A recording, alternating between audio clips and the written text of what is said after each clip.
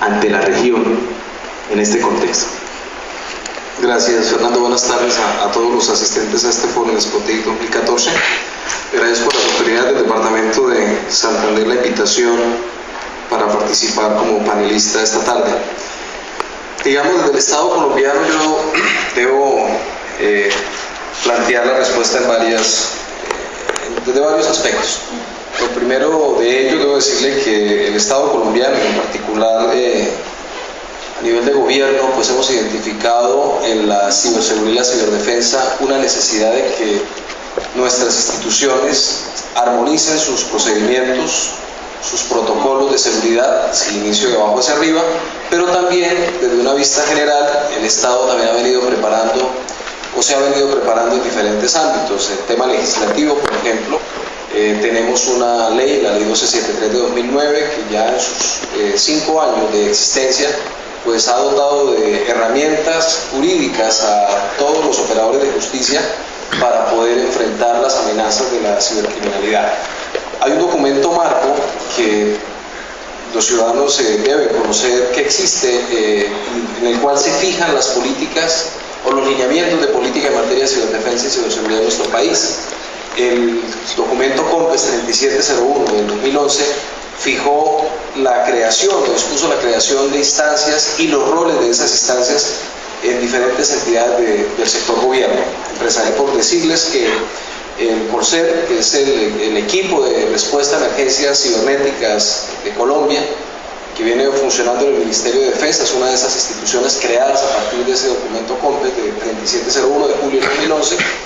Igualmente, como institución o como ente responsable de la ciberdefensa, se dispuso la creación del SECOC, Comando Conjunto Cibernético, que viene siendo claramente liderado y jalonado por el componente militar, esto es Armada Nacional, Fuerza Aérea, Ejército, y a nivel de la policía, la implementación del Centro Cibernético Policial como una instancia responsable de garantizarle a los ciudadanos colombianos escenarios, digamos, de seguridad en Internet.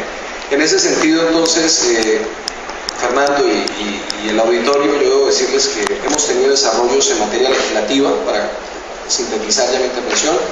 Tenemos una de las leyes de delito informático tal vez más avanzadas en la región, diría yo, y esto nos permitió crear un bien jurídico en el Código Penal que persigue y ataca las amenazas contra la confidencialidad, la integridad y la disponibilidad de los datos. Se crearon 9 delitos, algunos agravantes que se corresponden directamente con el primer antecedente que existe en materia normativa a nivel global, que es la Convención de Budapest, el Convenio de Budapest de Cibercriminalidad. Quien quiera profundizar en el tema lo puede buscar. Este convenio del Consejo de Europa definió una línea en la cual los estados que quieran hacer parte de ese convenio deben fijar en sus legislaciones locales o nacionales mejor delitos que precisamente persigan esas actividades propias de la delincuencia cibernética. Es un primer tema.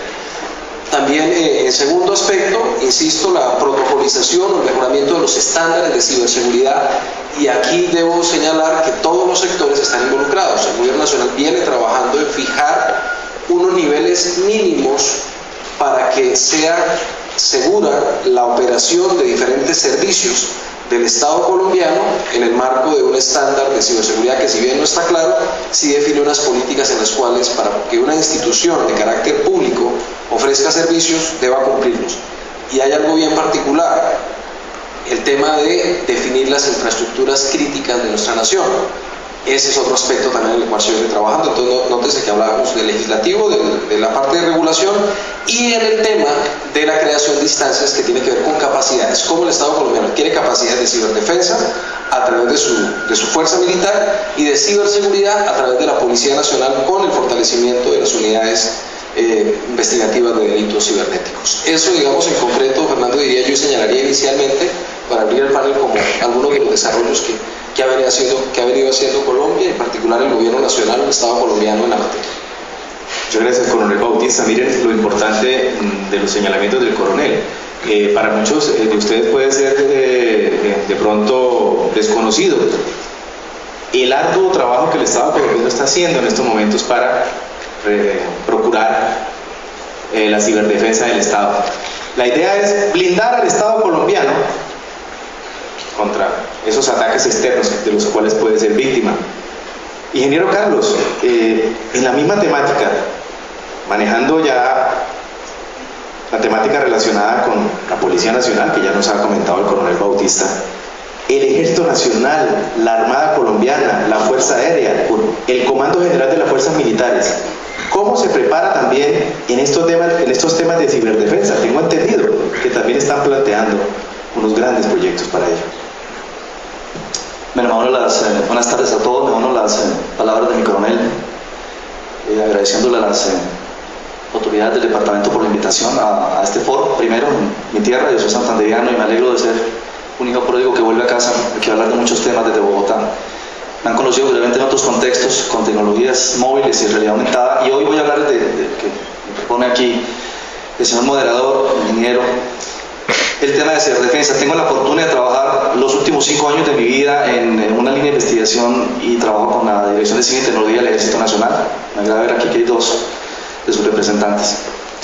Con el coronel González estamos trabajando, director de Ciencia y Tecnología, en la cantidad de factores relacionados con este tema, y particularmente, para que ustedes se contextualicen rápidamente, los dominios de la guerra son 5: tierra, mar, aire. Esos fueron los que se tuvieron en consideración en la Primera Guerra Mundial. En la Segunda Guerra Mundial llegó la guerra electrónica, que es aquella que tiene que ver con el espectro electromagnético y su control. Y por último, la ciberguerra.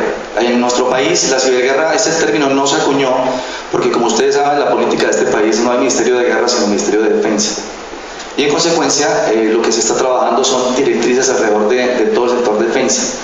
Y para eso, como decía mi coronel, se creó el COLSER, que depende del ministerio. Se creó recientemente el Comando Conjunto Cibernético, que preside un coronel del Ejército Nacional del Arma de Comunicaciones, con el CIGAR. Y en consecuencia estamos trabajando una cantidad de procesos precisamente para empoderarnos de la información y el conocimiento que tiene que ver con ese tema. Recientemente el ministerio, la semana que termina hoy, mandó a, no sé si es Estonia, mi coronel, a Estonia unos oficiales de todas las fuerzas, donde van a estar durante 2 años haciendo una especialización de alto nivel para convertirnos en lo que debemos ser. Esto es algo que ya es una voluntad política del país, y los militares, como ustedes saben, estamos abocados por temas de defensa, pero el escenario del posconflicto, que ustedes ven que ya está en ciernes, el proceso de paz, va a sugerir que nuestras fuerzas militares tienen que centrarse en lo que ellos están realmente dedicados por misión, y es la salvaguarda de las fronteras de nuestro país, hablando de la Marina, del Ejército y de la Fuerza Aérea. Y en consecuencia, la ciberdefensa apunta también en ese sentido. He tenido la fortuna de estar en los comités de lo que llaman el Ejército del Futuro y ver para dónde va todo ese escenario. Mucha información clasificada que no puedo compartir con ustedes, pero el meollo del asunto es que el Estado, como un todo, es consciente de la necesidad de tener unas Fuerzas Armadas blindadas contra esas amenazas que ya están siendo objeto nuestras unidades militares de ataques en todo sentido de la palabra, a través de hackers en todas partes del mundo. Si uno va al ejército de la China, los chinos, cuando se sientan frente al computador a trabajar estos temas, se ponen casco. Y hoy día la China es una de las más fuertes digamos, comunidades militares que tienen hackers y crackers trabajando estos temas. En contexto, y para concluir, las fuerzas militares no somos ajenas a la responsabilidad que tiene el país. Desde la Dirección de Ciencia y Tecnología del Ejército y desde el Centro de Operaciones se está trabajando fuertemente en ese tema. Estamos formando personas, empoderando personas de todo tipo, militares y no uniformadas también, para crear un equipo de trabajo permanente que atienda estas amenazas. Porque, como todos seguramente los que están aquí saben y han leído, esa no es la guerra del futuro, es la guerra del presente.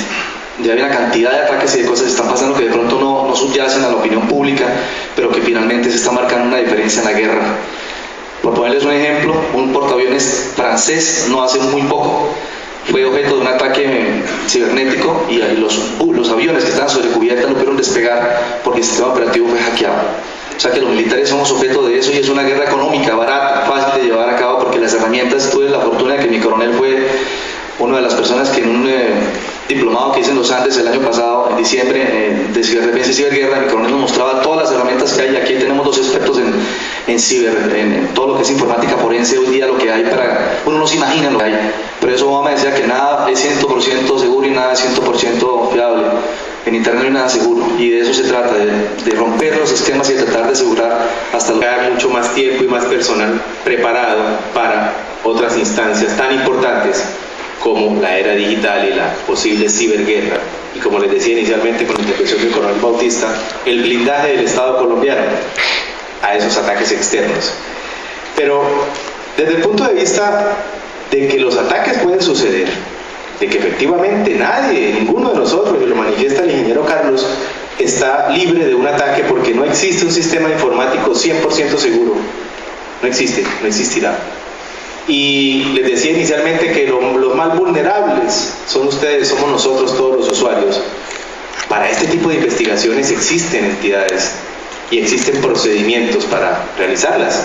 Existen los grupos de delitos informáticos en la Fiscalía General de la Nación, en la Policía Nacional, y existe una ciencia, un área, unas metodologías de trabajo que se resumen en la informática forense. Entonces, esa temática también la vamos a tocar el día de hoy.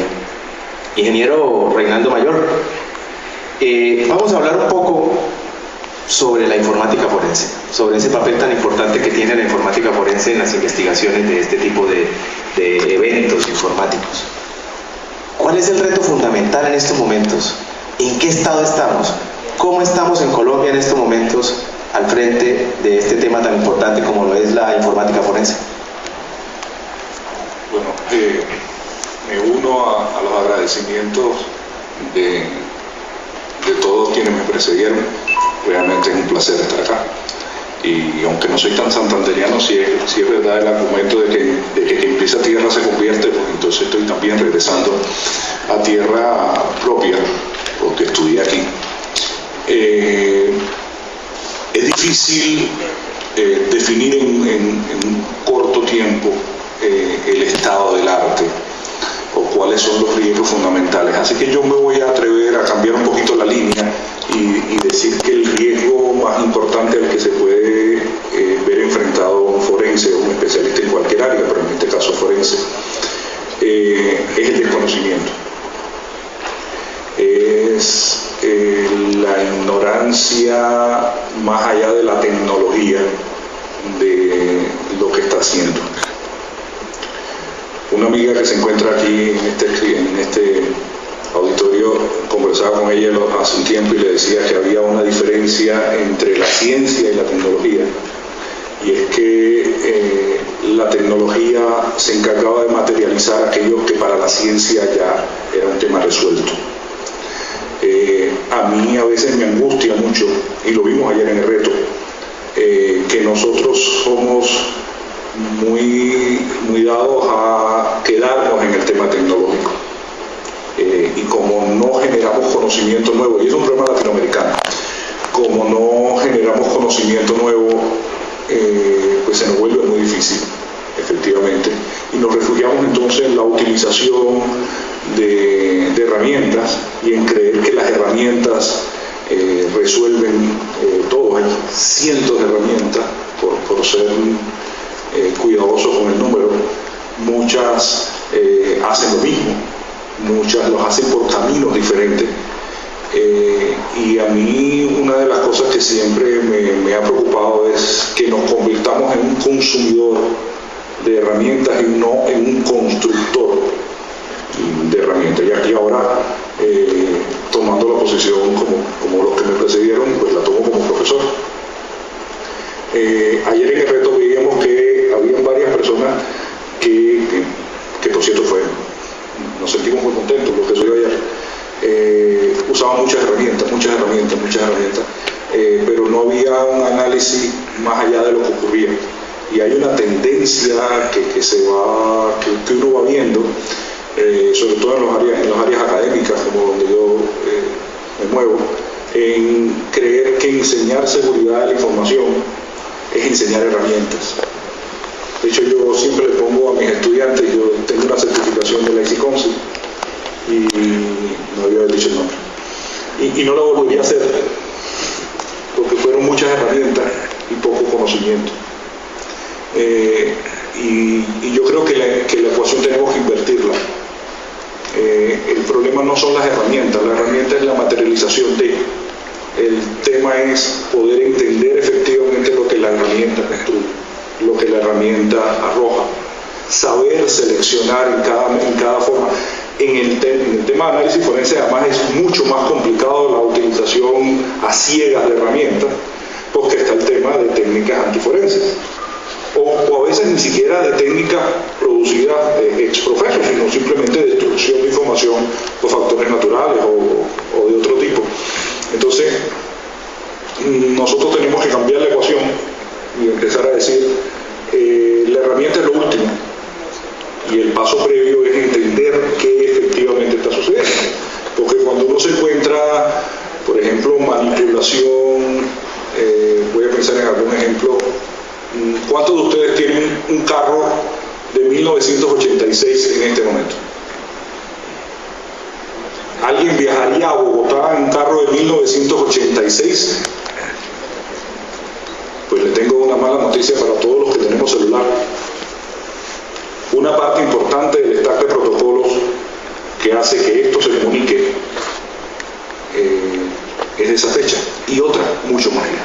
No me atrevo a decirla porque está así de mi edad. Muchísimo más vieja. Entonces, por ejemplo, en el año 86 o en el año 69, 70, 71, no se pensaba en eso. No se pensaba en la utilización malintencionada, y estoy hablando específicamente de protocolos como el TCP/IP, no se pensaba en la utilización malintencionada de protocolos. Hacerlo hoy es relativamente fácil, porque el protocolo no fue pensado para eso, no fue pensado para ser seguro. Y casi todas las herramientas van a fallar en diagnosticar, por ejemplo, una manipulación deliberada de las cabeceras de un protocolo como TCP. Entonces yo siempre le digo a mis estudiantes, anónimos somos todos, porque dejamos las cosas tan a la primera página del manual. A veces nos comportamos tan Wikipedia dependientes, o resolvemos todo con un golazo.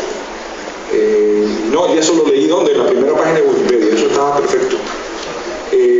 Y claro, uno ve los sistemas y dice, vale, ya entiendo por qué le robaron las fotos a esta señora. En el caso de que todos han visto la foto reciente. Yo quiero efectivamente decir que el reto fundamental hoy es conformarnos con no construir a partir de nuestras propias particularidades conocimiento nuevo. Creer que la tecnología es el fin es un reto mucho más grande que cualquier técnica antiforense, que la falta de una herramienta, que la generación de una nueva herramienta, que la generación de un club de hackers. Creo que tenemos que cambiar, y no lo estoy diciendo de todos, pero sí en plural, y me incluyo, ese pensamiento en que tenemos que importar algo nos resuelve el problema. Eso es una visión de muy corto plazo. Y por suerte el país está trabajando, como decían ellos, en cambiar esa percepción. Ese es verdaderamente el reto más grande. El reto más grande de un analista forense es no estar incluido. Valioso punto de vista para el sector académico, para el sector universitario.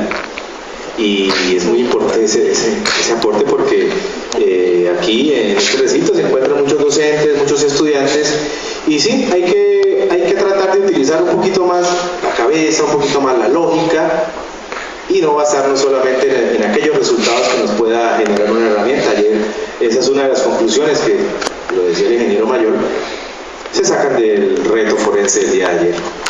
Ya vimos un punto de vista por el lado de la Policía Nacional, que es que va con la ciudadanía, con la cuestión de la prevención, de la investigación. Vemos el punto de vista de las fuerzas militares en algunos campos, el punto de vista académico, pero hay algo muy importante en este país que hace parte fundamental del engranaje, del avance, del desarrollo del país, que es el sector privado, la industria, la empresa. Entonces, ingeniero Daniel, que es experto en el trabajo con entidades privadas, con empresas, con industrias, ¿cuál es esa perspectiva? ¿Cuál es ese hoy?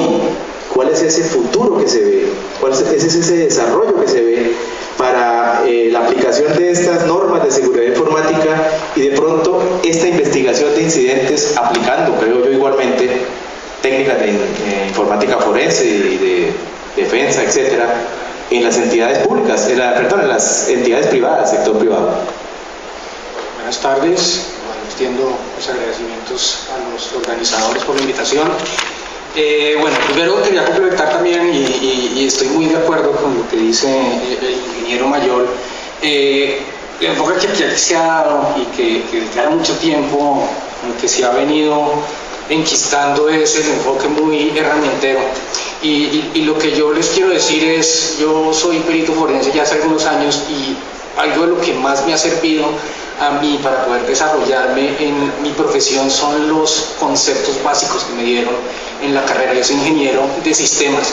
De hecho, las materias que yo considero más valiosas fueron las básicas, estructuras de datos, las matemáticas para la computación, porque eso es lo que me permitió a mí entender el contexto en el cual funciona la tecnología. El problema de uno amarrarse a las herramientas es que a veces uno aprende a hacer lo que le enseñaron en el taller de la herramienta y cuando le cambian un poquito el escenario uno queda completamente loco. Entonces ahí viene la importancia de tener ese conocimiento básico y entender lo que yo le digo, la física del ciberespacio.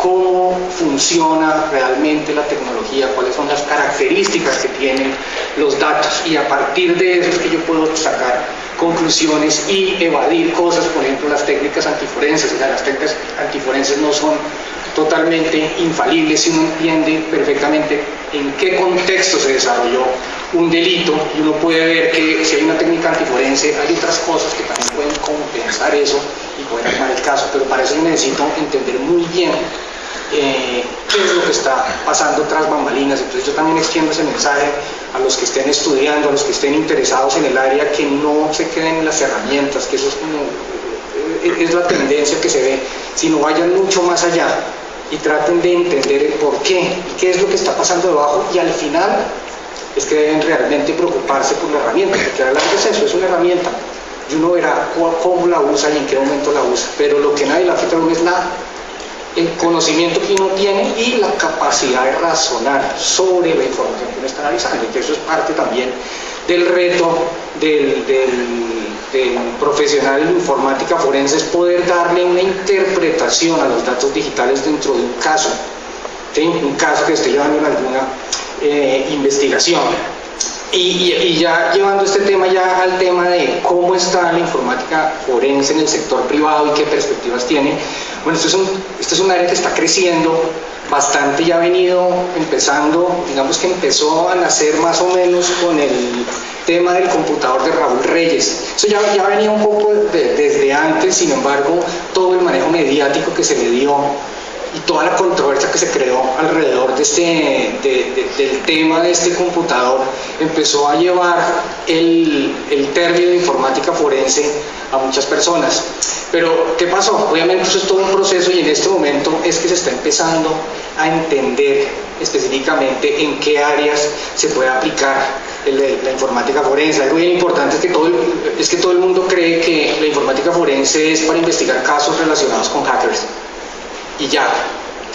Entonces, de hecho ese fue el tema con que me vendieron a mí, que yo me iba a dedicar a investigar casos de hackers. No fue tan cierto, ¿sí? Y no es una queja, pero esto tiene muchísimas más áreas de aplicación. Una cosa, claro está, es la investigación de incidentes como tal, pero lo otro es poder llevar información digital que se encuentra almacenada en algún dispositivo, pero no piensen que tiene que ser de un caso de hacking, puede ser un caso de un fraude dentro de una empresa, de un correo anónimo, de la publicación de unas fotografías, algo que se encuentra almacenado en un computador y uno apoya otras investigaciones, algo que decía el ingeniero Barajas, es que ahorita cada vez somos más tecnológicos, cada vez le delegamos más cosas a las tecnologías de información. O sea, tienen una cosa, ¿cuándo fue el último teléfono que se aprendieron de memoria? ¿Cuándo fue la última carta de amor que escribieron en papel? ¿Sí? Cada vez estamos delegándole más cosas, más funciones a las tecnologías, más cosas que antes hacíamos nosotros. Y eso que está haciendo, está dejando rastros digitales de nuestros comportamientos. Y eso es evidencia, y eso es lo que uno a veces en ciertos casos quiere probar. ¿Sí? Entonces, cada vez más, ¿sí? Y con toda esta digitalización en la que estamos viviendo, pues las organizaciones se están dando cuenta del valor que hay ahí para probar cosas de algún problema que tuvieron en las empresas. Una de las cosas en las que yo estoy ahorita trabajando bastante en los casos de fraude financiero, que de hecho el sector financiero ha sido una de las industrias del sector privado que más se ha movido en estos temas de informática forense. Y una cosa que se está viendo es que cada vez está creciendo. O sea, lo que estoy viendo es que esto no va a mejorar, sino esto solamente está empeorando, porque cada vez más estamos precisamente delegándole más cosas a los TICs. Entonces, estoy viendo ya casos que cada vez más empresas están siendo víctimas, ya no del cheque falsificado, que falsificaron la firma, que pues obviamente eso todavía pasa, sino son casos en que las empresas piensen que en su empresa un día usted entra al portal financiero, va a hacer el pago de nómina porque usted tenía ahí, no sé, 200 millones para pagar la nómina y no hay nada. ¿Sí? Llama al banco y el banco le dice, oiga, no, es que usted aquí, según nuestros logs, usted entró a tal hora al portal, a su cuenta y hizo una dispersión ahí a unas cuentas. Piensen que eso pasa y viendo cuál es la causa del problema, finalmente también viene siendo el mismo desconocimiento del usuario. Nos estamos volviendo tan tecnológicos que estamos olvidando también que como la parte humana, la parte de darnos cuenta de cómo funciona la cosa y cómo poder evitar todo esto. Nosotros en el mundo real, si alguien va por la calle y nos ofrece un dulce, ¿qué hacemos? ¿Qué es lo que nos han enseñado siempre? No reciba el dulce. Pero entonces nos llega a la empresa un correo electrónico en el que dice un supuesto proveedor que por favor hagamos el pago de la factura, que nos adeuda porque el proyecto ya se realizó, entonces por favor agradecemos que hagan el pago correspondiente, anexamos los soportes de la factura. ¿Uno qué piensa? Ahí, piensa en el tema del dulce.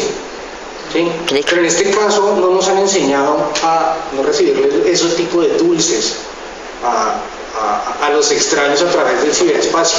Y casi todo el mundo cree que es un documento y que la cosa es legítima y le hacen clic y le están haciendo clic a un programa espía que se le instala en su computador, que le controlan totalmente su computador y a través de esto pueden robarle incluso el token, el famoso token que están dando en los bancos, que supuestamente es una cosa con muchísima seguridad. Y no estoy criticando el control, porque creo que es un control muy bueno, pero vean que uno de los problemas también es esa ignorancia que tenemos en temas tecnológicos, y eso es finalmente de lo que se están aprovechando los delincuentes.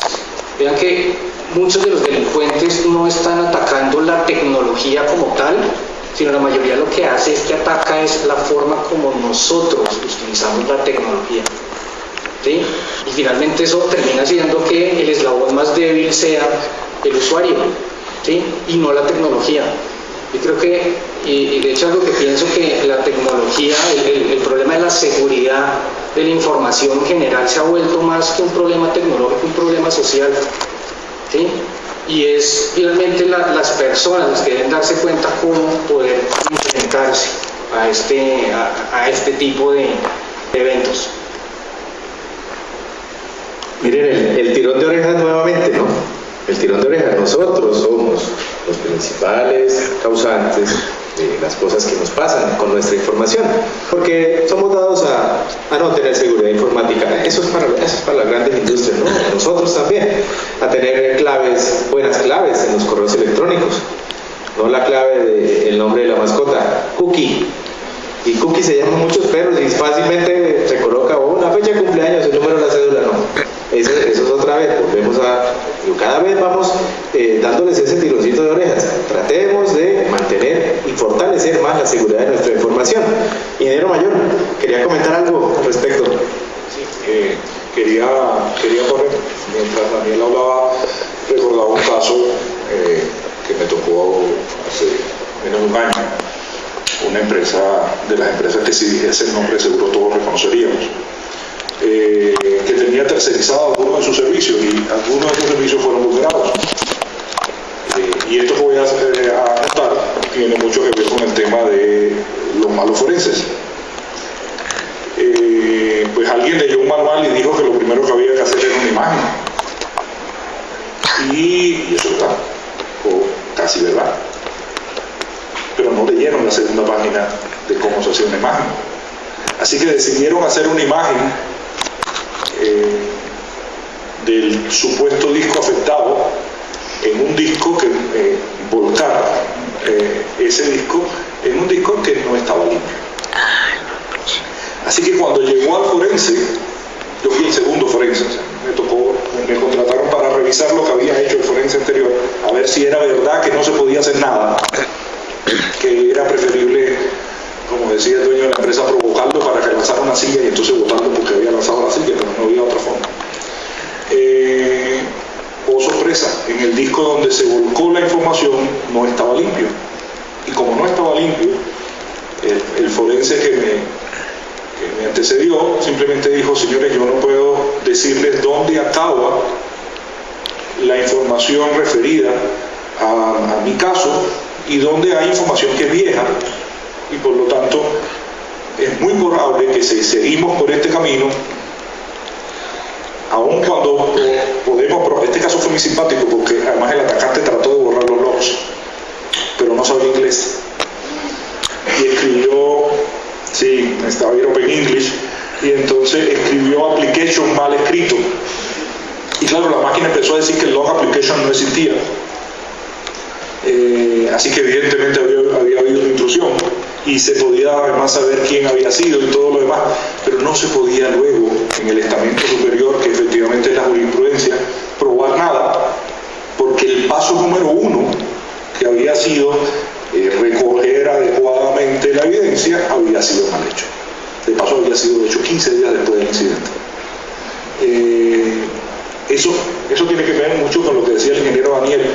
Si el sistema no se coordina, si hay alguien que no sabe qué significa hacer una imagen, todo lo demás se va y todo lo demás se cae. Y efectivamente la conclusión mía también fue: no tenemos nada que hacer acá. Como dicen los abogados, esto no tiene aliento legal. No provóquenlo, despídanlo, trasládenlo, pero nunca van a poder probar que efectivamente él es, porque hay una contaminación inmensa de los datos. Y entonces, recuerden que en el mundo digital el concepto de copia no existe. Todos los bits son iguales. Si yo fuera a falsificar, no sé, la Mona Lisa, primero difícilmente capaz que me queda como el Cristo restaurado de la señora española, pero segundo, además me va a llevar un tiempo, luego para sacarlo del loop seguramente voy a tenerlo que ver como doblo cuadro, y en el mundo digital eso no existe. Un bit es exactamente igual a su copia, porque copia no hay, pero además en un instante puede estar, esto siempre le digo a los estudiantes, los bits no tienen código genético. Va a ser muy difícil que usted diga ese bit vino de ahí, si no hace las cosas correctamente. Si yo me quiero llevar la Mona Lisa del Museo del Louvre, me va a costar muchísimo doblarla, salir por la seguridad, pero además me lo van a reconocer donde quiera que lo vaya a vender. Sin embargo, en el mundo digital basta cifrar para que aquella cosa no se parezca en nada, y en unos milisegundos está en otro lado del mundo. Entonces, esos son retos que son muy difíciles de defender y de enfrentarse a ellos. Y lo que decía el ingeniero Daniel, hacer analítica forense no es atacar a hackers, ni descubrir a hackers. La cosa va mucho más allá que eso. Y uno muchas veces lo que se dedica es a encontrar malas praxis de las propias personas que tenían que haberse encargado de la seguridad del sistema. Y creo que se concentra más ahí. Sí, de hecho, de los problemas que cada rato me encuentro cuando voy a investigar un caso que me llaman para la investigación, y cuando llego, lo primero que hizo el dueño de la empresa es llamar al pelado de soporte, que les ayuda, porque, parece que esa vaina tiene virus. Entonces, claro, saben que va a ir uno a hacer la investigación, pero entonces antes lo que hace el pelado es, no, pues hay que quitarle el virus, le pasa el antivirus, le pasa el CCleaner, lo formatea, reinstala la máquina y entonces listo, mire, ahí está su máquina para la investigación. Eso es como, piensen en un homicidio que está aquí, pero antes de que llegue la policía, porque qué pena, tranquilos, todo eso, llegan, van a recolectar cosas y la escena obviamente está totalmente contaminada y muchos de los casos pues no se pueden llevar a cabo. A veces uno puede encontrar cosas, y de hecho me ha tocado encontrarme con cosas que los han formateado y eso, y se ha podido determinar que la máquina estaba infectada con un malware, pero ¿qué pasa? Pierde uno muchísima precisión. Cuando se maneja bien y se atiende bien el incidente, uno puede decir, sí, miren, le llegó un correo electrónico tal día, lo ejecutaron tal día a esta hora se activó la herramienta, mira, aquí creó unos logs donde le capturó lo que usted tecleaba, aquí en los historiales de navegación está cuando usted entró al portal bancario, y uno puede decir las cosas supremamente precisas. Pero cuando han movido y han hecho algún tipo de contaminación de la evidencia, ¿qué pasa? Uno empieza a perder precisión, y uno dice, parece que llegó por correo electrónico, y empiezan a volver las conclusiones así, ¿sí? Y especulativas, y entonces queda la cosa como muy en el aire, y muchas veces se pierden muchos casos que pueden llevarse a cabo exitosamente, ¿sí? Para recuperar esos recursos que puedan tener, o finalmente como se haya afectado, ¿sí? Si se hubiera tenido una buena reacción. Entonces otra cosa importante no es solo, y es algo, es que la seguridad normalmente se queda en el tema preventivo, en que no nos pase, pero en el día que nos pasa nos volvemos locos, ¿sí? Y no sabemos qué hacer. Entonces no solo debemos prevenir, sino también prepararnos para cómo reaccionar y saber reaccionar adecuadamente. O sea, uno para prevenirle le aconsejan el CCleaner y que ponga el antivirus, que ponga todas esas cosas, ¿sí? Para reaccionar, la cosa tiene que ser al revés, no toque la máquina, no le mete el antivirus, no haga lo que siempre le dicen para prevenir. O sea, ya le pasó, entonces trate de mantener para que se pueda investigar, ¿sí? Y eso es algo que creo que falta también bastante en todos los sectores, en todos los usuarios. Sí, valioso aporte. En el sentido académico podemos decir que las personas que están acá, que son ingenieros de sistemas, deben darse cuenta que este enfoque de la seguridad informática es ese presente y futuro de esta profesión, y que las empresas tarde o temprano, lo dice acá el ingeniero Daniel, las empresas deben empezar a separar el profesional de soporte, el profesional de software, del profesional de seguridad informática, y va a haber esa necesidad de profesionales, como muchos de los que están acá, que se están preparando en seguridad informática. Hay un tema que también se convirtió como en parte de nuestra vida diaria, y son los dispositivos móviles, los celulares. ¿Son seguros? ¿No son seguros? Tenemos con nosotros un experto en eso, y quería preguntarle, ingeniero Carlos, ¿hay plataformas móviles más seguras que otras? Si las hay, ¿cuáles son? ¿Es necesario, es importante, por ejemplo, un antivirus en un dispositivo móvil, en una tabla? Muchas personas creen que eso es solo para los computadores. ¿Qué nos puede contar sobre el tema? Mucho. Mirando las estadísticas para preparar este foro, veía que para la fecha de enero la población de la Tierra está en 7.095.000 personas, y están confirmados personas, no necesariamente que tengan uno por cabeza, hay 6.5 billones de dispositivos móviles tipo smartphone o teléfonos celulares en las manos de las personas. Hay unos que tienen aquí, como muchos de ellos, analizados, otros teléfonos corporativos o personales. Definitivamente el tema de la movilidad está de moda, no va a pasar de moda. Y los dispositivos, desafortunadamente, no son como los computadores que no tienen 3 sabores, está Linux, Windows y de pronto Mac OS X, y sobre eso se puede trabajar un poco más. Hay muchos más sistemas operativos y algunos son masificados, como lo hizo Google a través de su sistema operativo Android, y segundo después Apple con el iOS en el iPad y el iPhone. A su respuesta, ingeniero, partiendo de la base que no hay nada seguro en Internet, todos los sistemas operativos, una plataforma tiene 3 componentes grandes, acuérdense, el aparato mismo, el hardware como tal, el sistema operacional que interactúa con ese hardware y las aplicaciones que uno instala a requerimiento o necesidad. Pero hay un cuarto componente importante que hay que tener en consideración, nunca lo considera, y es la infraestructura que está detrás de esa tecnología móvil. Y ahí, sin hacer publicidad, porque yo no vendo teléfono ni mucho menos, pero veo aquí que mi coronel, por ejemplo, tiene un BlackBerry en la mesa. Yo sé que él trabaja de alta instancia de la policía, me atrevo a pensar que ese es su corporativo, porque el sistema operativo que hoy día, y no es el usted no tiene el BlackBerry QNX con Q10, el sistema operativo que hoy día ofrece más seguridad es el BlackBerry. Yo lo dijera, un dispositivo que hoy día ustedes saben que está en decadencia, que está prácticamente la empresa desapareciendo, pero ellos lo hicieron al revés. Apple y todos los demás compraban la silla y después se preocupaban por el caballo, mientras que el BlackBerry pensó primero en el caballo. Se desarrolló una infraestructura, una granja de computadores muy grande allá en Ontario, en Canadá. No recuerdo en qué parte está ahora. ¿Es que está ahora? Mejor no saber. Y esa granja le asegura a ustedes que hay un blindaje especial. De hecho, no sé si lo saben aquí los que me acompañan en el panel, pero los presidentes de los países del primer mundo tienen BlackBerry, pero no es el BlackBerry que venden en la tienda. Es un BlackBerry modificado por ellos, por los fabricantes, con chip especial para encriptamiento en tiempo real, por hardware, no por software. Y cuando uno estudia BlackBerry, lo que hay detrás de esa marca, respondiendo a la pregunta del director del panel con respecto a seguridad, encuentra que hay una gran cadena de seguridad en todo lo que es los sistemas que ellos usan, que eran el BIS, ustedes seguramente no han oído eso. Y hoy día con QNX, que es el sistema operativo de la máquina, BlackBerry 10, que es el sistema operativo de ellos nuevo, uno ve que hay muchas cosas. Los antivirus, como las brujas, que los hay virus para los móviles. Yo nunca he implementado un antivirus en ninguna de mis plataformas. Y yo tengo hace 10 años una empresa de tecnologías móviles y nací con PAM, después con Windows Mobile, que son los precursores, y he venido viendo cómo surge el panorama y el ecosistema de los dispositivos que ustedes hoy día tienen en su bolsillo.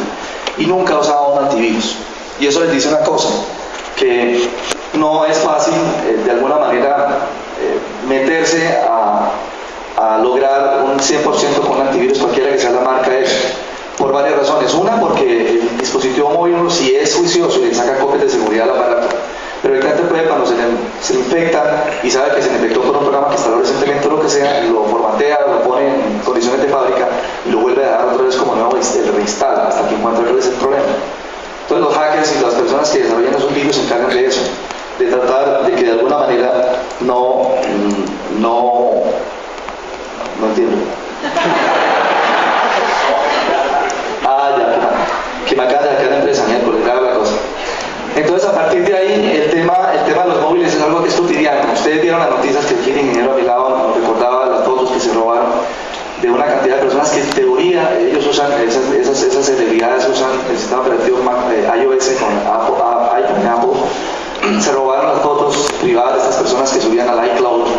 Y ya Apple se refirió, obviamente, protegiendo su integridad, diciendo que fue el phishing, que es una técnica que se encarga de que ustedes les suplantan la identidad, o como les ha llegado mucho su correo que les dice que el banco le está solicitando que actualicen información y le manda un enlace, y eso y uno ve la página www.bancolombia.com.co, uno dice no hay nada que hacer, es ahí, y mucha gente cae ahí. Lo que dicen mis compañeros aquí, realmente la ingeniería social, la ingeniería humana es la que está fallando hoy día en la cadena de custodia de nuestra información. Somos culpables nosotros por desconocimiento de causa respecto a estos temas. En móviles todo está por hacerse, cada vez van a ser más ubicuos, vamos a llegar al 4G, ya en Japón, en Corea del Norte se está hablando del sur, perdón, se está hablando del 5G, son velocidades disruptivas, son escenarios que no estamos preparados todavía, ni siquiera con el 4G.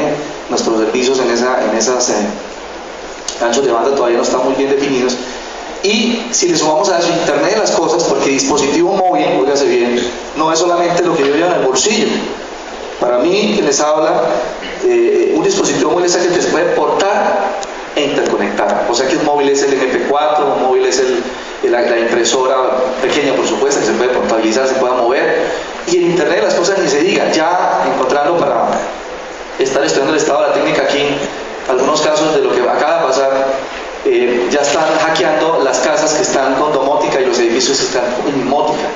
Ya están perdiendo los calentadores, apagando las luces, abriendo las ventanas por internet. Me causó curiosidad, no sé si mi coronel lo vio, que ya los aviones que tienen para vuelos internacionales el USB para cargar el dispositivo y para poner la musiquita o el video que uno quiere ver, ya se está metiendo por ese USB del avión a la cabina del piloto. Y están leyendo la información del piloto. No están interactuando todavía con los datos de vuelo, no se va a caer el avión, pero sí van a estar leyendo información sensible del vuelo. Los hackers están en todas partes hoy día y cada vez más toman prevalencia en los móviles, que son ubicos, y todos vamos a tener seguramente los smartphones, sino jurídicas que tenemos en estos momentos para poder contrarrestar eso o juzgar esos tipos de delitos. Gracias, Fernando. Yo, digamos, he preparado unos como 7 hitos que en los últimos 15 años he identificado en Colombia, marcan como los puntos más altos de criminalidad informática desde la óptica nuestra, que es la de luchar contra el cibercrimen. Y guarda relación con la evolución y con la dinámica que en nuestro país se vive en torno a la convergencia de las TICs con los procesos de los ciudadanos a diario. El primero que me ha definido, empiezo por decir el último está lo de los virus en los teléfonos y en los dispositivos móviles, que ese lo tenemos planteado 2014-2015, como un hito en materia de ciberseguridad. Pero el primero, arranco la historia más o menos en el año 99, el tema de comercio electrónico. Colombia tuvo la ley 12, o sea, fuimos el 12avo, bueno, el 12º país en el mundo en legislar en materia de comercio electrónico. Lo particular de esa época era que de comercio electrónico no había y no conocíamos, pero sacamos la ley de delito informático, de comercio electrónico, y algo particular en esa ley era que establecíamos todo como debían realizarse las transacciones en Internet, identificando emisor, receptor, etc. ¿Por qué lo pongo como el primer hito? Porque recién entra la masificación de esos servicios en Colombia, se empiezan a generar los primeros casos. Y recuerden ustedes cuando surgen los portales de compra y venta en Colombia, de remate, Mercado Libre, la tienda, toda esta cantidad de ventas online. Y yo podría citarles el caso, en esa época todavía celebrábamos el Día de Amor y Amistad, ahora se celebra San Valentín porque nos hemos globalizado un poco y trasladamos la fecha de septiembre, precisamente que era el segundo fin de semana de septiembre, ahora la trasladamos al 14 de febrero. Digamos, estamos más globalizados actualmente. Y en esa época yo recuerdo el novio quería sorprender a su pareja y le compra un reproductor MP3 en esa época, hace una cancelación en uno de estos sitios, hace toda la responsabilidad del reproductor de MP3, eran estas llavecitas con sus audífonos, recién estaban llegando, y lo que le llega a la puerta a la novia, hay que decirles a ustedes que él buscó coincidir con la llegada del paquete, obviamente, pues para ganar flores y quedar muy bien con su novia, y lo que le llega es la caja del reproductor MP3, pero dentro una barra de jabón de estos de ropa, de estos poco le llegó precisamente. Yo recuerdo la angustia del muchacho cuando le rogaba a su novia que lo acompañara hasta la policía a denunciar el hecho. Me decía, yo era capitán en ese entonces, me decía: capitán, yo no he tocado el jabón, ahí deben estar las huellas. ¿Pero de quién? Y le decía: de Banano @mail, yo nunca, y vengo a denunciar a Banano. Ahí en adelante lo que empezamos a mirar durante muchos años, aún siguen ocurriendo esos casos, una cantidad de estafas y de fraudes en torno al comercio que se da en estos sitios de subasta en línea. El segundo yo lo resumo como toda la familia del scam, como toda la familia de la estafa, que a pesar de que yo lo sitúo por allá en el 2001, cuando aparece la carta nigeriana en España, sigue a 2014 presentándose todavía, solo que con diferentes variables. Entonces en esa época era la mujer que pedía sus tiquetes aéreos y pedía una consignación para poder, obviamente había una relación amorosa previa a través de medios electrónicos, había un enamoramiento y se le pedía que, claro, que ya era tal el amor que necesitaba los tiquetes para venirse a vivir con el hombre solitario que acudía a internet para buscar pareja, o viceversa, porque también las mujeres allí eran víctimas. pero ligadas a esas cartas nigerianas vienen falsas herencias, con todo lo que ustedes se puedan imaginar. Entonces hay un accidente aéreo, por ejemplo, buscan la lista de pasajeros y dicen, vea, yo era el asesor bancario de uno de los que están en la lista de víctimas del vuelo, yo tenía $1 millón de él, nadie lo sabe, su familia no lo sabe, y necesito que usted me preste sus datos para poderle transferir el dinero, a usted le queda gran parte de los $800.000, que son $200.000, que cae en la familia, giran el dinero y siguen eso, ofertas de empleo, falsas herencias, todo lo que ustedes quieran imaginar, arriendos, por ejemplo, falsos alquileres de fincas, digamos, todo lo que va sucediendo. Si estamos llegando a Navidad, entonces es el alquiler de las casas de paseo, etcétera. Yo le llamo el tema del scam, que tuvo una migración muy grande con el smishing. Aquí el de nosotros no sigue llegando todavía correos diciendo que hemos ganado una motocicleta, que hemos ganado un televisor LED, que hemos ganado una tarjeta con 15 millones de pesos, y corremos desesperados a la fila del supermercado, del supermercado, a comprar el PIN de recarga celular y dárselo generalmente a personas que están privadas de la libertad y que viven diariamente este tipo de estado. Segundo hito, el tema de los estado. El tercer hito lo marco con el phishing, ya hemos hablado acá, sigue llegando y lo situó como en el 2004, pero sigue presentándose el phishing, y el phishing también ha tenido diferentes modificaciones. Por allá por el 2011, el speed phishing, el phishing personalizado, fue la respuesta de los delincuentes a todas las campañas que en el sector financiero, bancario, las empresas de seguridad y las autoridades hicimos para decirle al ciudadano, por favor no dé clic sobre enlaces donde vienen direcciones electrónicas para hacer atajos y llegar más rápido a la página del banco, para actualizar los datos, para acceder a créditos. Y digamos, en ese sentido, casos reales que les cuento, llega una oferta para poder diferir las compras que usted haga en diciembre y empezar a pagarlas en marzo. Le llega el correo a la víctima y dice, pero yo no tengo cuenta en ese banco, y le contesta al terminal y le dice, ¿será que la oferta no me puede llegar de mi banco? Usted sabe si mi banco lo está haciendo. Pues le devuelven el correo con el nombre del banco y él cae, y existe todavía, que eso lo hemos mencionado acá, la falta de cultura digamos, de ciberseguridad del ciudadano. Hay algo que pudiera generar debate toda la tarde, yo lo marco como un hito y lo sitúo en el 2011, el tema del hacktivismo. ¿Por qué? Porque el hacktivismo nos hizo ver el verdadero nivel de ciberseguridad en el que estábamos, y yo podría aquí empezar a hablar, y esto generaría un debate muy grande respecto a si estos ataques que se hacen en torno a grupos activistas que inicialmente eran simplemente delegaciones de servicio, tiene digamos una profundidad técnica. Yo tengo una teoría y puedo demostrar, y lo veníamos hablando con Daniel esta tarde, que hay algo que lo que le planteaba yo por interés económico. El ciberespionaje sería el sexto hito en materia de amenaza, y tiene ya un enfoque distinto. Además del interés político que puede existir, el espionaje industrial, el espionaje de secretos industriales cobra una fuerza muy importante en nuestros días.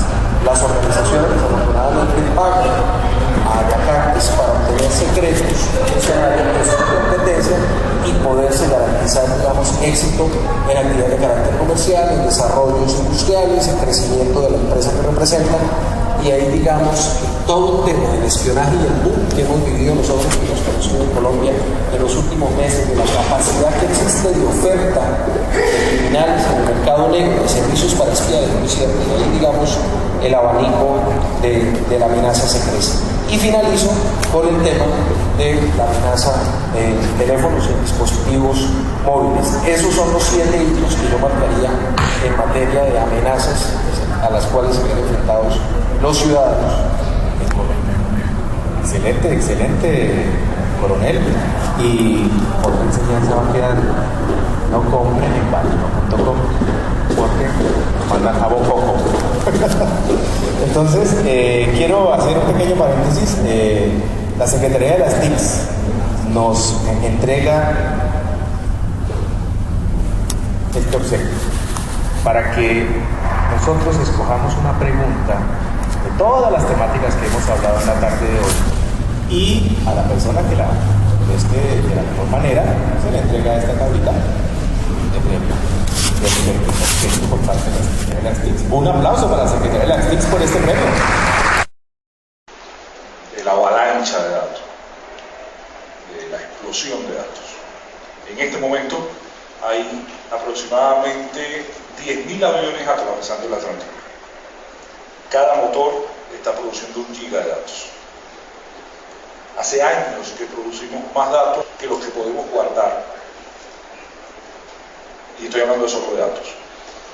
Hace años, varios años, que el gap entre la capacidad de almacenamiento bruta en el mundo y la cantidad de datos que se producen está a favor de la cantidad de datos que se producen. En ciencias incluso que las que uno pensaría pues, no producen muchos datos. Por ejemplo, la ciencia social. Uno tiene que decir, no, pues, listo, el Quijote no ha cambiado. La legislación no ha cambiado. Pues los volúmenes de datos son grandes, para ya no hablar de otras ciencias que históricamente han producido unas grandes cantidades de datos. Pero además, mi compañero hablaba hace un momento de computación ubicua y de Internet de las cosas. Imagínense lo que sucede. Todos entienden el concepto de Internet de las cosas. Bueno, va a ocurrir, voy a poner un ejemplo caricaturesco, pero va a ocurrir que vamos a tener un chip en la próstata, que no va a decir que es médico. Usted se imagina lo que pasa si a mí me llega el mensaje de que tengo que ir al médico, pero en realidad no era de mi chip, sino del vecino al lado. Yo la voy a pasar mal en el médico y seguramente él se va a morir de cáncer.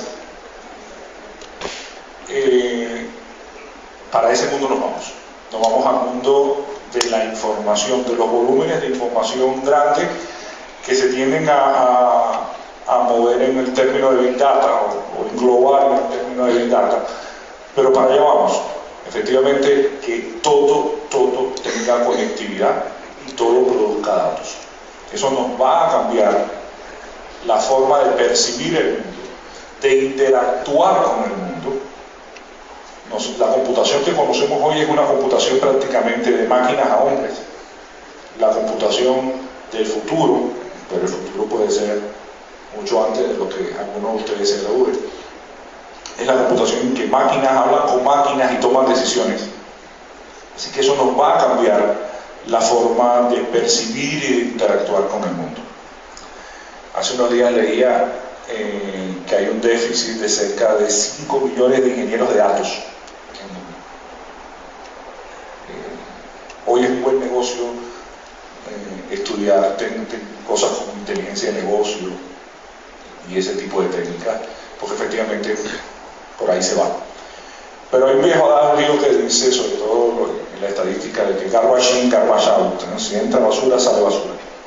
Así que va a ser difícil que se puedan tomar decisiones, que se puedan interconectar dos máquinas, que existan sistemas autónomos capaces de autorregularse, si los datos que están ahí no son íntegros, no son confidenciales, no son auténticos, y obviamente, como todo sistema computacional, están disponibles, incluso o posiblemente otras categorizaciones. Así que, ¿cuál es el futuro nuestro? Promisorio en el sentido de poder seguir trabajando. Cada vez que usted oye que ocurre un incidente, lo dice, tenemos más trabajo. Pero tenemos efectivamente que entender que la ciberseguridad que hacemos hoy es el preludio, la prehistoria de lo que se nos viene. Piensen los que trabajan en seguridad, piensen los que estuvieron ayer en el reto, ¿cuánto tiempo estuvieron haciendo la imagen? Imagínense que ustedes hubiesen tenido que hacer una imagen de unos cuantos petabytes de datos. O los que tienen alma de hacker y corren una herramienta para hacer un scanning, por scanning y ver a quién tumbamos hoy. Y uno dice, bueno, son 40 minutos en lo que un /24 se escanea. Yo quiero que piensen en eso como una dirección IPv6. Y piensen que ahora tienen un /20, lo cual significa 2 a las 100 interfaces en la misma red. Obviamente, la forma de hacer seguridad de la información, cuando los volúmenes crecen, cambia totalmente. Así que vamos a seguir haciendo seguridad de la información, pero vamos a tener que empezar a hacer seguridad de la información en un contexto totalmente diferente, con números que no nos imaginamos, Imagínense lo que es hacerle hashing a 40 petabytes de datos. O comprimir, no sé, 80 terabytes. Muchas veces. Así que vamos a eso. Vamos a cambiar la forma en que hacemos seguridad de la información. Vamos a sofisticar cada vez más la forma, pero hay un argumento que nos va a modular mucho. El volumen de los datos. El volumen de los datos. Y eso nos va a cambiar por completo la perspectiva que tenemos hoy a lo que va. Insisto, vamos a tener chip en la próstata, vamos a tener chip en el teléfono, vamos a tener chip en la nevera, vamos a tener chip en muchos lados. Todo eso va a estar interconectado, todo eso va a producir datos, y cuando suma todos esos poquiticos de datos, los volúmenes de datos son inmensos. Vamos a tener bases de datos en las ciudades, con data de las ciudades, y el Ministerio de las TIC o su equivalente nos va a combinar a que creemos aplicaciones para que hagamos control ciudadano sobre el estatus de nuestras ciudades. Eso ya ocurre hoy. Eso ocurre hoy. Y ocurre en Medellín, por ejemplo. No sé si en otras ciudades, es donde vivo, ocurre en Medellín. Y ocurre en Ámsterdam. Y ocurre en Barcelona. Imagínense lo que eso significa, que yo desde mi casa pueda efectivamente crear una base de datos e interactuar con un gestor, una aplicación, interactuar contra la base de datos de la ciudad y definir por dónde ocurre algo. O la administración de la ciudad obtenga la información del estado de un puente, de la apreciación de los ciudadanos sobre un puente, no de asamblea ciudadana donde van las viejitas regatas, de lo que la gente escribe en el Facebook. Y eso ya existe. Hay un estudio interesantísimo de cuánto sobreviven los cibernautas no agradables con el gobierno chino. Y es interesante. Sale, por ejemplo, el Twitter quejándose de la polución en Shanghái, y ese señor a las 24 horas no vuelve a tuitear.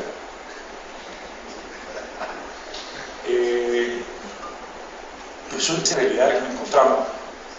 Entonces, resumiendo la pregunta, ¿qué papel vamos a tener? Vamos a seguir trabajando, pero con una variable que nos va a cambiar mucha cantidad de datos, y eso se llama Big Data. La Big Data está acá, es ineludible, no hay forma de cambiarla, y tenemos que empezar a pensar de esa forma. Muchas gracias, ingeniero mayor. Vamos a solicitar la colaboración de una persona de la Secretaría para que tenga un micrófono. Otras organizaciones como el DGM, en este momento hay una buena cantidad de ejercicios a nivel de posgrado, menos en pregrado. Creo que todos están hay mucha incidencia en el área de especializaciones. Yo esperaría que algún día se conviertan en maestrías, incluso en doctorado, pero es un tema de evolución que nos va a llevar un tiempo. Pero sí hay algunos ejercicios.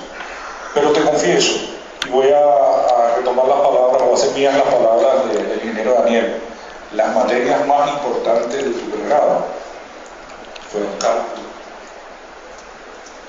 fue estructura de datos. Esas son las materias. Las otras son muy importantes, porque son un aterrizaje. Pero, por ejemplo, yo soy profesor de cartografía, y el 80% de lo que digo en clase tiene elementos matemáticos que se vieron en el pregrado, o que se debieron haber visto en el pregrado. Así que, si bien esa es importante, yo creo que donde tenemos que efectivamente hacer un mayor esfuerzo es que nuestro pregrado, en esas materias del ciclo básico, sea cada vez mejor. Que los muchachos no digan, uy, profe, que eso que usted me acaba de contar de Galois. Obvio, a mí me lo habían contado, pero no me lo habían contado de esa forma. Entonces, digamos, yo creo que ese es el argumento. Va a seguir creciendo, seguramente va a seguir creciendo, porque la industria de la seguridad de la información está creciendo y va a seguir creciendo en ese tema. Yo quiero agregar algo simplemente, digamos, muy corto. Aquí en Bucaramanga conozco, por ejemplo, de la existencia de un laboratorio de informática en la UDI que le permite, por ejemplo, a los estudiantes hacer prácticas a nivel de posgrado, digamos, ese es el sentido de que es una oferta académica, digamos, reciente, pero importante en la materia. Y lo segundo que debo decirle también es, usted pone un punto que es esencial y transversal a todo. Yo he visto que existe desafortunadamente un comportamiento, digamos, que transgrede la ética del profesional.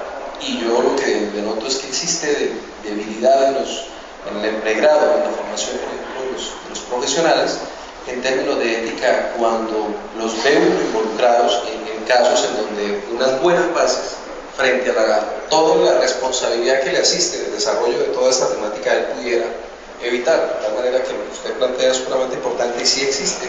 Esa debilidad ha sido identificada en la mesa de trabajo de la estrategia de ciberseguridad y está contemplada para fortalecer precisamente aspectos no solo de cultura, de prevención, sino mucho fortalecimiento de la ética, digamos, como una posibilidad de mejora y digamos, a la larga de prevención para evitar que el profesional se vea más adelante involucrado en hechos que rayan con lo delictivo. Y es cierto, para complementarle a la respuesta a los dos panelistas, el gobierno quiere que el año 2015 se empiece a evolucionar en esos pénsulos contenidos de las universidades y se contemple la materia de la seguridad informática. Ya como lo han manifestado ellos, en Bucaramanga somos privilegiados, aquí tenemos dos excelentes programas de seguridad informática, la UDI y la Pontificia, y se cuenta con tecnología de punta, buena tecnología, buenos docentes. Ya estamos, nosotros podemos decir que ya estamos adelantaditos. Igualmente hay otras ciudades del país donde tienen programas, pero acá en Bucaramanga hay posgrados y también en los pregrados de la UDI, de la Pontificia, se tienen materias de seguridad informática y se está tratando de manejar desde el primer semestre de estudio. Entonces ese punto, muy buena pregunta. ¿Quién desea otra pregunta? Sí,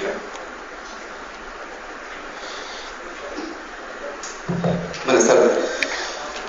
Mi pregunta tiene dos partes. La primera está dirigida a los representantes de las fuerzas militares y de policía.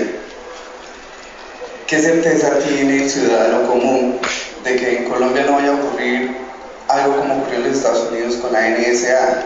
¿Hasta dónde van los privilegios de defender la información del país a interceptar las comunicaciones privadas de los ciudadanos?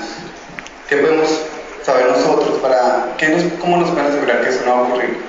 Y para el sector privado y académico, quisiera saber hasta qué punto está la infraestructura industrial del país segura. ¿Cómo sabemos que en Colombia algún industrial o alguien adentro tenga la capacidad tecnológica de hacer algo como el Stuxnet o las versiones más nuevas de ese virus? Gracias. Como seguramente recuerdas, presente está lo de la sala Andrómeda. Eso pertenece al escenario de inteligencia y contrainteligencia del Ejército Nacional en ese caso, pero cada fuerza y Comando General tiene su propia organización para eso. Mi coronel seguramente va a complementar esta respuesta, pero para poder intervenir esa línea en lo que estaba haciendo esta gente, pues había cosas que no eran legales. Definitivamente eso quedó a la luz de la opinión pública. Hay algunos permisos que otorga la Fiscalía, que otorgan los entes de control para estos temas, para poder hacer seguimiento y trazabilidad. Lo voy a contar una experiencia propia. Se llega desde que es cadete o suboficial y se incorpora hasta llegar a algunos, inclusive a oficial superior. Y el penetrar a la persona que lo compra desde adentro de la fuente dice: usted no tenga para pasar información. Lo que hicimos nosotros fue poner un kilógrafo. En su momento eso era algo nuevo, se llamaba Minotauro, no sé si Minotauro se llamaba el sistema. Y hicimos trazabilidad de esa persona y resultó que era subversivo, o la guerrilla. Y a partir de ahí yo entendí la figura de la informática, porque estoy hablando de hace más de, yo me retiré de la cama hace 14 años, estoy hablando de historia patria. Y eso era ya el comienzo de todo este tema. Entonces, digamos que en conclusión a lo que usted me pregunta, eso se está haciendo, se va a seguir haciendo, pero lo que vaya a hacer con el cargo a la información, por ejemplo suya, tiene que pedirse un permiso especial para poder hacerle transferir sus datos en los móviles y todo lo demás. La policía tiene convenios con Google, incluso con gente de Facebook, para poder hacer ciertos, por eso usted en la televisión, en RCN, que la persona que le hizo bullying a tal niña lo encuentra muy fácilmente, precisamente porque hay acuerdos que ellos tienen con esas redes sociales para poder hacer esa trazabilidad, autorizados por la autoridad que corresponde. Pero las salas Andrómeda, después de lo que pasó, que usted sabe que fue que la Fiscalía encontró eso de puro carambola, quedaron muchas cosas evidentes y eso no debe repetirse, porque deja muy mal para las fuerzas militares, porque no es el procedimiento que se debe efectuar. Pero para contrainteligencia y inteligencia, este país tiene que estar pendiente también de sus fronteras. Nosotros nos olvidamos de las hipótesis de guerra que tenemos con los vecinos, que cada vez nos muestran más los dientes y a partir de ahí tenemos que prepararnos. Y eso hace parte del ejercicio de cuidar la institucionalidad, la frontera del país y la seguridad y la defensa nacional. Yo creo que, y con el complemento de eso, usted desde la ciberseguridad. Gracias, no, yo digamos le respondería a usted diciéndole que es un tema supremamente sensible. ¿Cómo el Estado le puede garantizar a sus ciudadanos la seguridad sin traspasar los derechos fundamentales de sus ciudadanos? Colombia ha tenido todo un desarrollo normativo desde la misma Constitución del 91 en su artículo 15. Yo, en cuanto a escenario, lo puedo decir, siempre lo hago. Y allí está el artículo 15, que yo digo que los ciudadanos colombianos deberíamos, inicialmente, ante todo, tener la Constitución política y ya, dependiendo su credo, mirará si tienen su Biblia, su tarot, su Corán, si quieren. Pero de primera mano, la Constitución hay que cargarla, porque ahí está todo como deben funcionar las cosas en el país, con errores o no, pero ahí está. El artículo 15 dice que nadie podrá ser molestado en su persona, ni su domicilio allanado, ni sus comunicaciones violadas, ni interceptadas, no pueden, salvo, ahí no viene el tema, orden legítima de autoridad judicial competente. Y para el caso colombiano, la Fiscalía General de la Nación, la única que puede ordenar o autorizar a los cuerpos de policía judicial, SIGIN de la Policía Nacional y Cuerpo Técnico de Investigación de la Fiscalía, para que a través de los sistemas de interceptación que están bajo la coordinación de la Fiscalía se proceda a la interceptación de las comunicaciones. Ese es el deber ser de las cosas, y en ese sentido el Estado colombiano, digamos, el lineamiento es muy claro. Sobre ese eje se deben mover los controles de comunicaciones en Colombia. La Fiscalía claramente lo dispondrá cuando se esté investigando una conducta delictiva. Sin embargo, yo tengo que salir de esta línea un poco romántica que le estoy diciendo a usted para decirle que usted simplemente en Google, buscando cómo interceptar un WhatsApp, busca y ahí le dice que por 300.000 pesos puede entrar y descargar un software e instalarlo y remotamente. Entonces vea que viene un tema de cómo garantizarle a los ciudadanos la inviolabilidad de sus comunicaciones. Es un reto totalmente complicado, porque está la oferta y ese es un mercado, el mercado global del cibercrimen. Está el concepto de la deep web, de la dark web, de la internet oculta. Ofrece una cantidad de herramientas para que las personas que quieran hacer el mal las tengan al alcance de un clic, y ese es el verdadero desafío que tenemos. Yo le puedo decir a usted que existe toda una línea y toda una política desde la misma Fiscalía General de la Nación, quien coordina y dirige las funciones de investigación de la Policía Nacional y del CTI, para garantizar, a la luz del artículo 15 de la Constitución, la inviolabilidad de las comunicaciones de los colombianos, salvo los preceptos y las excepciones que ya le dije en el marco de investigación judicial. Pero también tengo que reconocerle a usted que existe una oferta de mercado en el bajo mundo, en la internet oculta, donde esos servicios se ofrecen y esa capacidad de control es muy difícil. Usted tenía otra segunda parte, ¿verdad? Bien, perfecto. El sector privado, no sé si lo quiero. Sí, bueno, y mencionaba que qué posibilidad hay como que hubiera un Stuxnet aquí. Sí. Bueno, aquí digamos que ahorita hay más conciencia, ¿sí? Por todo lo que ha pasado, lo que pasó con Wikileaks, que todo el mundo dice, uy, sí, buenísimo lo de Wikileaks, lo que pasó, pero nadie quiere que le pase lo de Wikileaks. Entonces eso ha hecho que haya mucha más conciencia. Sin embargo, todavía el enfoque sigue siendo, igual como los que estudian seguridad, que son muy herramienteros, la gente también. Entonces los cabos esta semana atendió un caso de fraude bancario y le robaron unos 80 millones de pesos. Y dueño de la empresa me decía, pero yo puse un firewall, tengo antivirus, ¿cómo así que se me metieron? Eso debió haber sido el de sistemas, le echa la culpa al de sistemas, ¿sí? Y la gente termina creyendo que porque tiene fierro, porque tiene cosas, eso ya le va a hacer toda la protección. No se dan cuenta que la seguridad tiene que ser un proceso integral que incluye a la persona y también la tecnología. Eso creo que le falta a las empresas. Lo bueno es que ya está la conciencia, eso es algo sumamente importante, que es el primer paso. Pero ya falta ya empezar ya a que las cosas se aterricen y vean que la gente también hace parte de ese proceso de seguridad. Eso es lo que falta. Yo creo que todavía hay un hueco importante en lo que se hace y tiene mucho que ver con la historia y el contexto del país. Me preocupa eso que te estaban hablando de guerra con los vecinos. Espero que no sea con los vecinos del norte. Pero efectivamente hay un gap entre lo que se hace a nivel de seguridad del Estado y lo que todavía se hace en la industria privada, y es lógico que eso ocurra. Posiblemente en otros países es diferente, pero el contexto y la historia colombiana hace que eso sea así, y es perfectamente válido. Creo que todavía falta mucho de trabajar ahí, mucho tema de conciencia, hay un tema de miedo.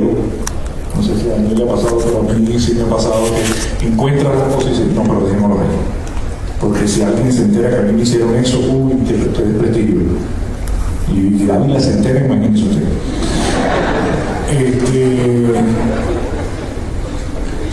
Entonces yo creo que sí, que ahí nos falta mucho, que hay mucho que trabajar todavía ahí, que está muy relacionado con lo que venimos hablando de efectivamente de formación de gente, de transferencia de tecnología de unas áreas a otras, que además tenemos que hacerlo. Si uno mira la historia reciente, por ejemplo, de lo que fue la Unión Soviética, uno de los errores históricos fue que el estamento militar se desarrolló mucho, había una tecnología que le permitía conquistar el cosmos, llegar a la luna, poner un robot allá y hacerlo funcionar. Pero el estamento no militar se quedó tan atrasado que terminó colapsando la sociedad. Yo creo que ese es el reto hoy. Efectivamente tenemos que crecer, tenemos que concientizar, las empresas van poco a poco perdiendo el miedo. Creo que la legislación tiene que evolucionar de una manera importante y tiene que evolucionar también quienes la interpretan, pero es un proceso paulatino. Si te dieron parte hoy, te diría que estamos mal, pero vamos bien. Bueno, muchísimas gracias a todos ustedes por la asistencia. Vamos